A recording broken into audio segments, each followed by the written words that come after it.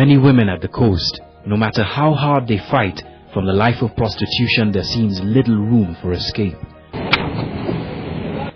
Worse is that their desperation and their addiction leads them to places where danger and violence hang constantly. Places like the industrial area in Shimanzi, Mombasa. Our search for such women continued here. We're now advancing into the industrial area, an area called Shimanzi, a place that's notorious for drug usage. Right ahead of us over there you can see about maybe 50 young men who gather here and use drugs.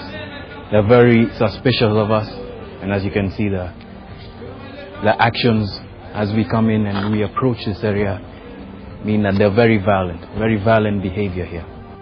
The go-down area of Shimanzi is an area where drug peddlers and addicts commune, and from the empty Rohypnol sachets and heroin wrappers strewn everywhere, as well as the many mattresses here, it's easy to see that this haven is hardly, if ever, challenged by the police.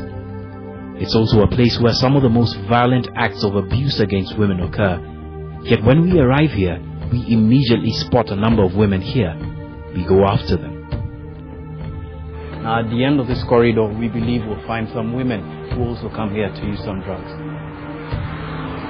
We find one woman who, after convincing from both myself and fellow addicts, agrees to talk, first denying why she's here.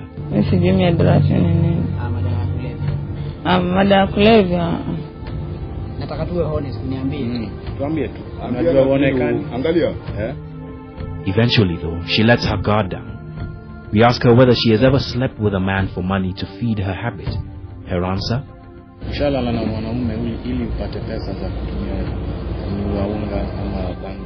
Kulala na mwanaume. Labda rafiki yangu. Her fellow addicts tell us later that she has engaged in prostitution. What's worse is that she, despite not admitting it freely, has had unprotected sex for money or drugs. A question we posed to all we met during the course of our investigation. Lakini sio kama mtu simjui. Siwezi lala naye hivi without condom. Labda nipate mamilioni na malaki yenye nitachukua nifanye mambo zangu, niache mtoto wangu vitu mingi, ni kama nikufa. But for many, especially those addicted to hard drugs, this may not be true.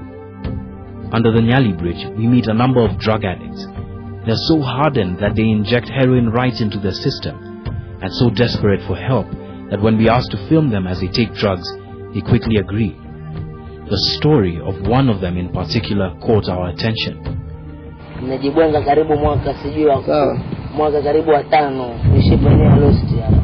Indeed, we watch as for more than 10 minutes he looks for a vein in which to inject heroin.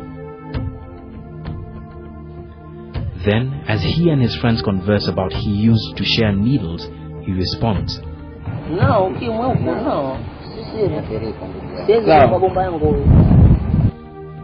Then he tells us about shooting up with female addicts, most of whom are prostitutes.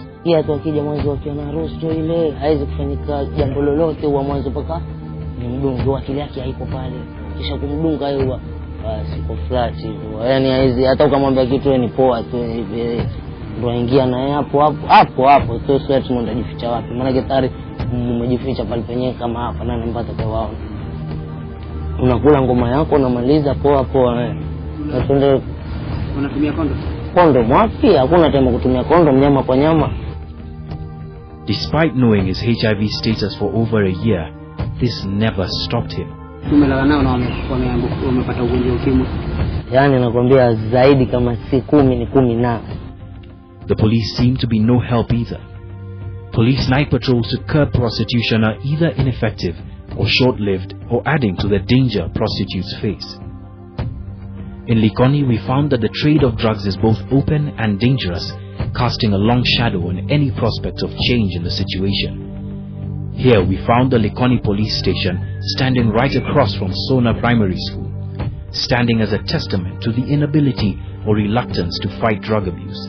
I'm currently in the schoolyard of Sona Primary School, and as you can see, it's not a very neat yard, and it is a stone's throw away from the Likoni police station. But what was even more curious is that without having to look too hard, I found 2 of these used syringes evidence of drug use and drug abuse in this area.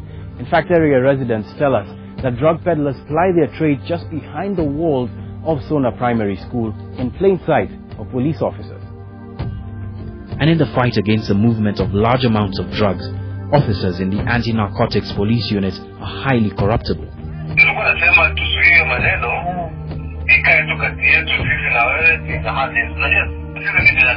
Sasa fanya namna hii baraza. Hakuna haja ya kuarefiana, sio kweli? Ni kweli kabisa. Sasa fanya namna hii. Wacha mimi nimpatie hizo 30,000 mtupu. Alafu nikupigie simu wewe. Tukutane nikupatie 5 zako za kunywa chai. If we look beyond their actions, these are our sisters, our mothers, our daughters, and theirs are cries for help, to be free from the hold of drugs. The lure of money from prostitution, the crushing weight of poverty, to be free from the access of death. John Allen Namu, KTN, for the Inside Story.